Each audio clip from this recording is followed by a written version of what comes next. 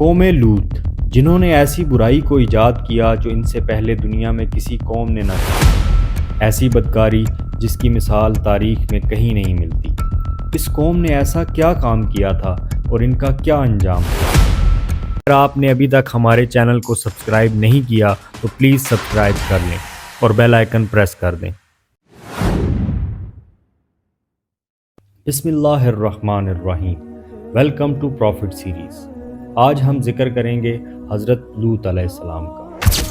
حضرت لوط علیہ السلام اللہ کے ایک برگزیدہ نبی تھے۔ آپ کے والد کا نام ہاران تھا جو طارق کے بیٹے تھے۔ آپ کی پیدائش عراق کے ایک قدیم شہر ار میں ہوئی تھی۔ اس شہر میں ابراہیم علیہ السلام کا مسکن تھا۔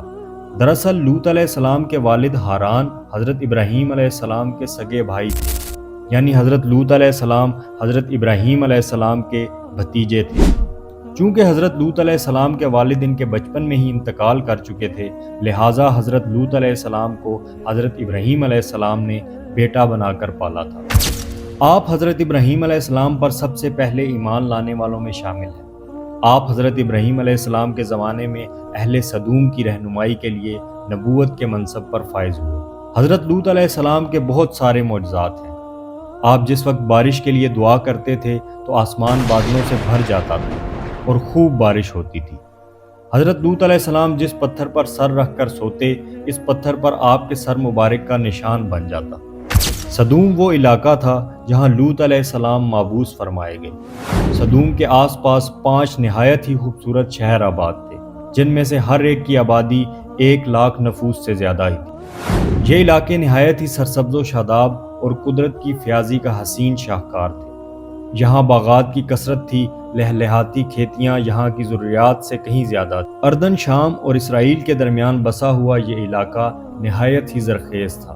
وہاں طرح طرح کے اناج، پھل میوے بکثرت پیدا ہوتے تھے، اور یہی وجہ تھی کہ آس پاس کی بستیوں کے لوگ بھی اپنی معاشی اور غذائی ضروریات کے لیے ان بستیوں کی طرف آتے تھے۔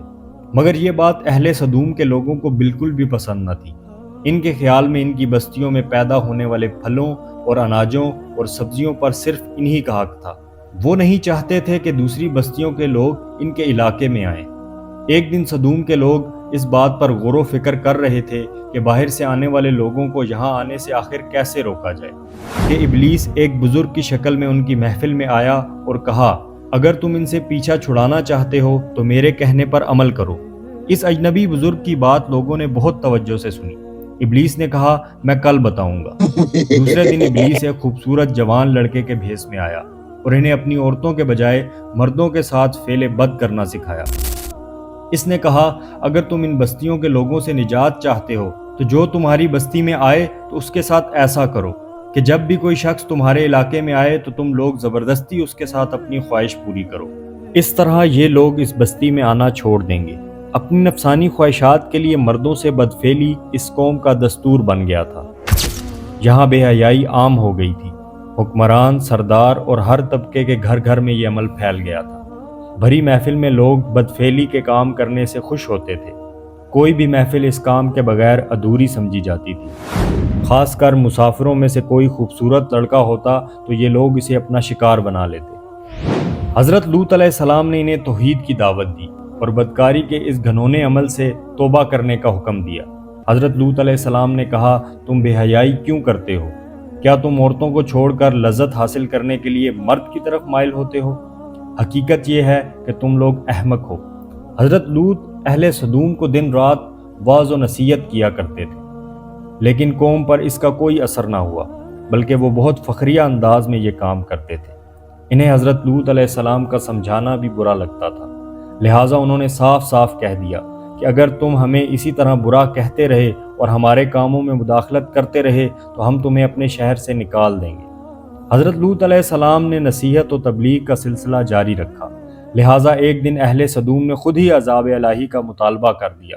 اللہ تعالیٰ نے اب تک ان کے اس بدترین فعل اور بدکاری کے باوجود ڈھیل دے رکھی تھی، لیکن جب انہوں نے حضرت لوط علیہ السلام سے ایک دن کہا کہ اگر تم سچے ہو تو ہم پر عذاب لے آؤ، لہٰذا ان پر عذاب الہی کا فیصلہ ہو گیا۔ اللہ نے اپنے خاص فرشتوں کو دنیا کی طرف روانہ کر دیا۔ یہ فرشتے دراصل حضرت جبرائیل، میکائیل اور اسرافیل علیہ السلام تھے۔ پھر یہ فرشتے حضرت لوط علیہ السلام کے گھر تشریف لائے۔ حضرت لوط علیہ السلام نے جب ان خوبصورت نوعمر لڑکوں کو دیکھا تو سخت گھبراہٹ اور پریشانی میں مبتلا ہو گئے۔ انہیں یہ خطرہ محسوس ہوا کہ اگر ان کی قوم کے لوگوں نے انہیں دیکھ لیا تو نہ جانے وہ ان کے ساتھ کیا سلوک کریں۔ حضرت لوط علیہ السلام کی بیوی کا نام وائلہ تھا۔ اس نے آپ پر ایمان نہ لایا تھا اور وہ دراصل منافقہ تھی۔ وہ کافروں کے ساتھ تھی، لہٰذا اس نے جا کر اہل سدوم کو یہ خبر دے دی کہ لوط کے گھر نوجوان لڑکے مہمان ٹھہرے ہوئے ہیں۔ یہ سن کر بستی والے دوڑتے ہوئے حضرت لوط علیہ السلام کے گھر پہنچے۔ حضرت لوط علیہ السلام نے کہا، اے قوم، یہ جو میری قوم کی لڑکیاں ہیں یہ تمہارے لیے جائز اور پاک ہیں۔ اللہ سے ڈرو اور مجھے میرے مہمانوں کے سامنے رسوا نہ کرو۔ تم میں سے کوئی بھی شائستہ آدمی نہیں۔ حضرت لوط علیہ السلام کی بات سن کر وہ لوگ بولے، تم بخوبی واقف ہو، ہمیں تمہاری بیٹیوں سے کوئی حاجت نہیں، اور جو ہماری اصل چاہت ہے اس سے تم بخوبی واقف ہو۔ قوم لوط کے اس بے شرمانہ جواب سے اندازہ لگایا جا سکتا ہے کہ وہ فعل بد میں کس حد تک مبتلا ہو چکے تھے۔ جب حضرت لوط علیہ السلام کی قوم ان کے گھر کی طرف دوڑتی ہوئی آئی تو حضرت لوط علیہ السلام نے گھر کے دروازے بند کر دیے اور ان نوجوانوں کو ایک کمرے میں چھپا دیا۔ ان بدکار لوگوں نے آپ کے گھر کا گھیراؤ کیا ہوا تھا اور ان میں سے کچھ گھر کے دیوار پر بھی چڑھنے کی کوشش کر رہے تھے۔ حضرت لوط علیہ السلام اپنے مہمانوں کی عزت کے خیال سے بہت زیادہ گھبرائے ہوئے تھے۔ فرشتے یہ سب منظر دیکھ رہے تھے۔ جب انہوں نے حضرت لوط علیہ السلام کی بے بسی اور پریشانی کا یہ عالم دیکھا تو حقیقت سے پردہ اٹھاتے ہوئے یوں فرمایا، اے لوط، ہم تمہارے رب کے بھیجے ہوئے فرشتے ہیں، یہ لوگ ہرگز تم تک نہیں پہنچ سکیں گے۔ ابھی کچھ رات باقی ہے تو تم اپنے گھر والوں کو لے کر چل دو اور تم میں سے کوئی شخص پیچھے مڑ کر نہ دیکھے۔ اہل سدوم حضرت لوط کے گھر کا دروازہ توڑنے پر بضد تھے، لہٰذا حضرت جبرائیل علیہ السلام نے گھر سے باہر نکل کر اپنے پر کا ایک کونا انہیں مارا، جس سے ان سب کی آنکھوں کے ڈیلے باہر نکل آئے اور بصارت زائل ہو گئی۔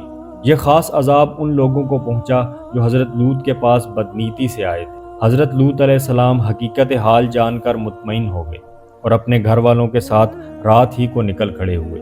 بیوی بھی ان کے ساتھ ہی تھی، لیکن کچھ دور جا کر وہ واپس اپنی قوم کی طرف پلٹ گئی۔ صبح کا آغاز ہوا تو اللہ کے حکم سے حضرت جبرائیل علیہ السلام نے بستی کو اپنے پر سے اکھاڑ دیا اور پھر اپنے بازو پر رکھ کر آسمان پر چڑھ گئے، یہاں تک کہ آسمان والوں نے بستی کے کتے کے بھونکنے کی اور مرغوں کے بولنے کی آوازیں سنی۔ پھر اس بستی کو زمین پر دے مارا، جس کے بعد ان پر پتھروں کی بارش ہوئی۔ ہر پتھر پر مرنے والے کا نام لکھا تھا۔ جب یہ پتھر ان کو لگتے تو سر پاش پاش ہو جاتے۔ صبح سویرے شروع ہونے والا یہ عذاب اشراق تک پوری بستی کو نیست و نابود کر چکا تھا۔ قوم لوط کی ان خوبصورت بستیوں کو اللہ نے ایک انتہائی بدبودار اور سیاہ جھیل میں تبدیل کر دیا، جس کے پانی سے رہتی دنیا تک کوئی فائدہ نہیں اٹھایا جا سکتا۔ سمندر کے اس خاص حصے میں کوئی جاندار، مچھلی، مینڈک وغیرہ زندہ نہیں رہ سکتے، اس لیے اسے ڈیڈ سی یعنی بحر مردار کہا جاتا ہے، جو اسرائیل اور اردن کے درمیان واقع ہے۔ ماہرین آثار نے 10 سالوں کی تحقیق و جستجو کے بعد اس تباہ شدہ شہر کو دریافت کیا تھا۔ تحقیق سے پتہ چلا تھا کہ اس شہر میں زندگی بالکل ختم ہو چکی ہے۔ اس شہر کے راستے اور کھنڈرات کو دیکھ کر آرکیالوجسٹ نے یہ اندازہ لگایا کہ جب یہ شہر تباہ ہوا تو اس وقت لوگ روزمرہ کے معمولات کے کاموں میں مشغول تھے اور یہاں زندگی اچانک ختم ہو گئی تھی۔ اہل سدوم جنہیں پتھر بنا دیا گیا تھا، ان کے بت ابھی تک بحر مردار کے پاس موجود ہیں، جو تا قیامت لوگوں کے لیے ایک عبرت ہے۔